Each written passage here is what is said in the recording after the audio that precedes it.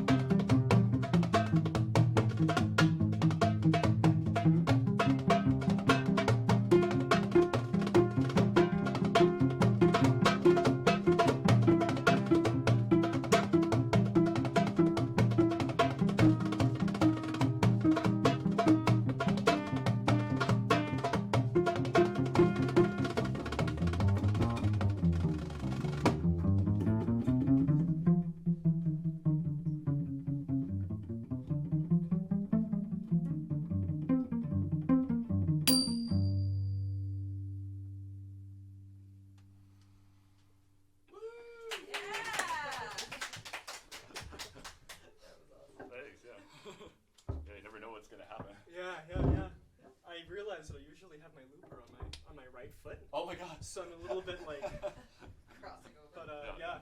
There was a couple of times where I had a little bit of technical trickery. Yeah, but I think it worked out. It ended up being kind of cool. Yeah, I think it was pretty cool. Yeah. Okay. We could hook that up. Yeah, cool. All right.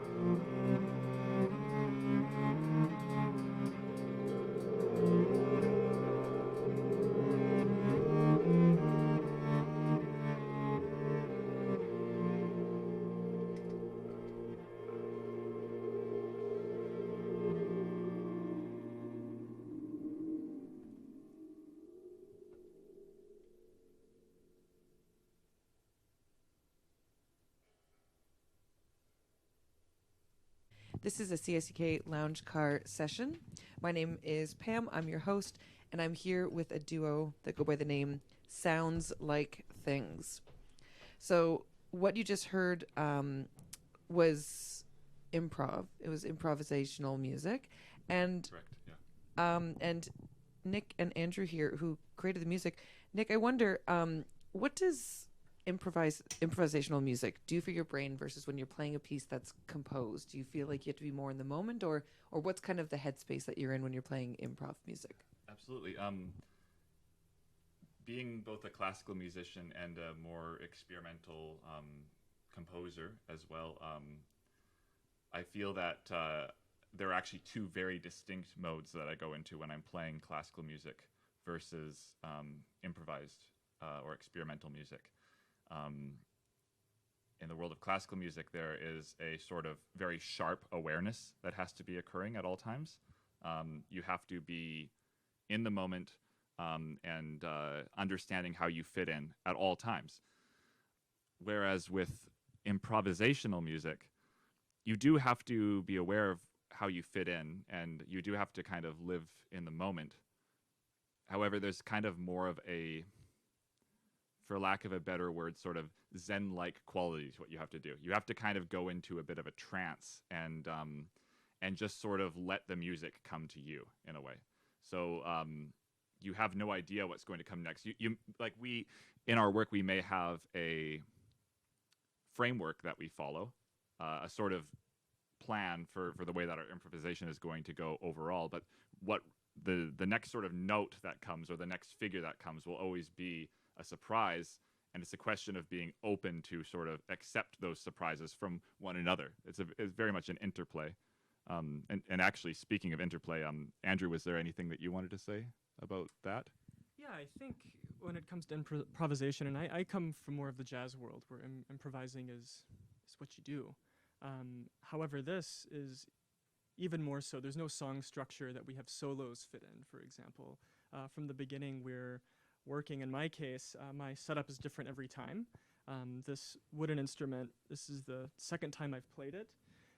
This strange steel drum that I've not used before poses new problems, improvisational problems of what are the materials I'm working with and how can I make interesting use of them.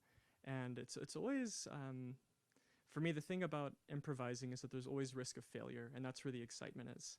And so in any given piece, you might have something that works exceptionally well, but then also there's likely a flub. More than likely, but that's what you have. That's the price to pay, so to speak. Well, and I think it's actually kind of funny because I feel like we experienced sort of that moment because it seems almost very tenuous, right? Like with that interplay that you're describing here, that after the first piece was done, there was almost like this big, like, jubilation but sigh of relief almost because you're like, my loop pedal's always on this side and it's over here now. So you just have to, like, even just kind of the odd setup or the different setup in new spaces for yourself. And for sure. And then working with a looper pedal, which is technology based, there's a reliance on that in certain ways, and then obviously there can be technical malfunction or misuse of it, for example. Yeah, for sure. But that infuses excitement into the improvisation. Definitely. Yeah. And actually keep the mic because I just had a question, and both of you could answer this as well, but what is your favorite household object sound? Because we did hear some, just for some people who are only hearing the audio, we heard a paper lantern, some, like, it looks like an inch and a half PVC pipe, or maybe that's 3/4 and 1. We heard a seagull brass statue. Well, these are closet doorknobs that I found. Right. I love those ones. Yeah. Those sound great, yeah. I think. Thank you. I think one of the consistent favorites, I should say, of ours are these candle holders that we found at a thrift store, and we have 5 of them, I believe. But what's super interesting is that they all have a different pitch. And actually, the kind of collection of pitches that they make, if I can just play one of them for the mic.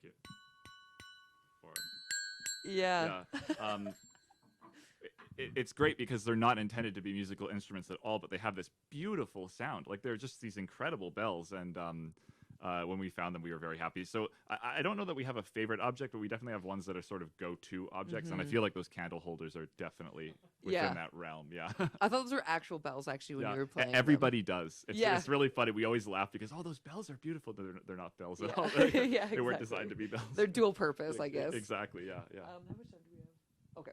All right. Well, I'd love to speak to you more, but unfortunately, that's all the time that we have for this lounge car session. So, very quickly, I'd like to thank BC Touring Council, City West, and BC Arts Council for sponsoring these CICK lounge car sessions.